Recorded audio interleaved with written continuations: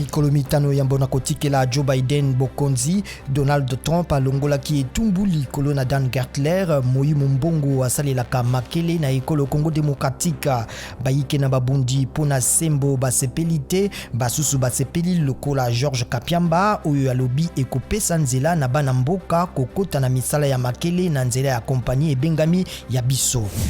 Joe Biden alongoli mobeko ya Donald Trump mopekisaki ba transgenders to basi mibali kokota na mampinga ma Amerika. Joe Biden alobi bato banso bazali na makoki basengeli kopesa mali bakuli ya kokokana.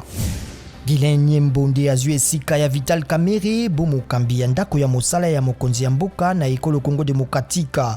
Mokano mwa président Félix Tshisekedi mosakolamaki lobiloleki. Baléopard bakobeta na balio indomptable ya Cameroun na quart ya finale ya CHAN 2020 pe ba Diable Rouge na ba Aigle ya Mali.